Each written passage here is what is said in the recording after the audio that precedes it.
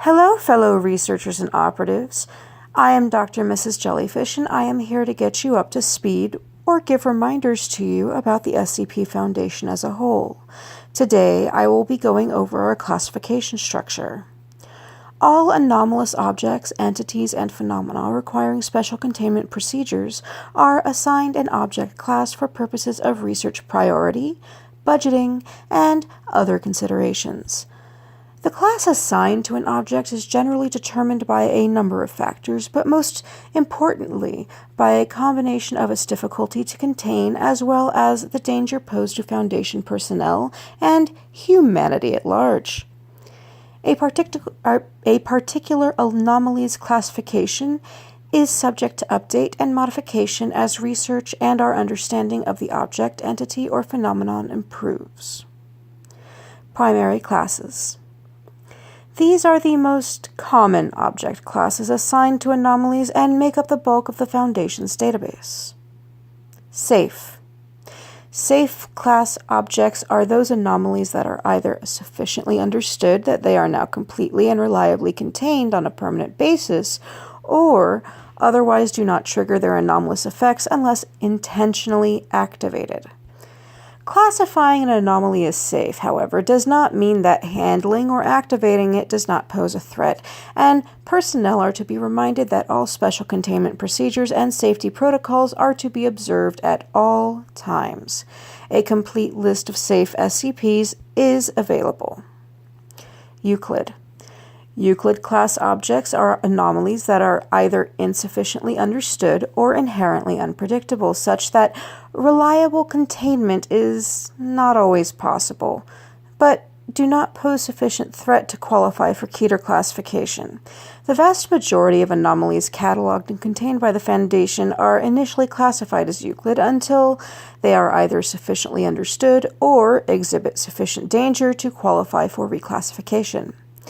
In particular, any anomaly that exhibits autonomy, sentience, and or sapience is generally classified as a Euclid class entity at minimum due to the inherent unpredictability of an object that can act or think on its own.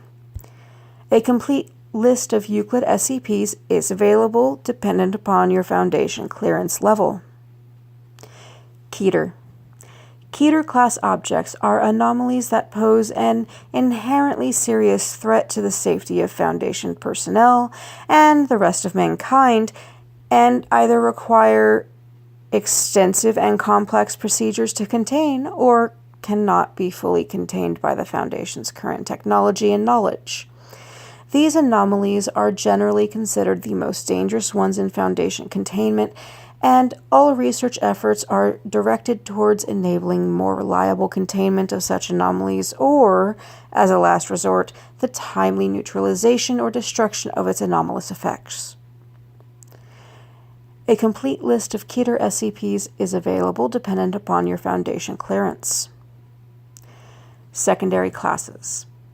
The following object classes are subclasses that supplement the object's primary or former classification. Neutralized. Neutralized anomalies are those that are no longer anomalous, either through having been intentionally or accidentally destroyed, disabled, or otherwise no longer function or exhibit anomalous effects. The documentation for neutralized anomalies is archived for posterity in case the anomaly regains its anomalous properties or otherwise recurs in the future. A full list of neutralized SCPs is available. Explained. Explained anomalies are those that are completely and fully understood to the point where their effects are now explainable by mainstream science, have been debunked as a false or mistaken classification, or are so widespread and publicly disseminated such that containment is no longer possible. A complete list of explained SCPs is available. Esoteric classes.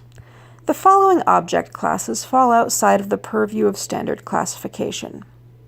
Thaumiel.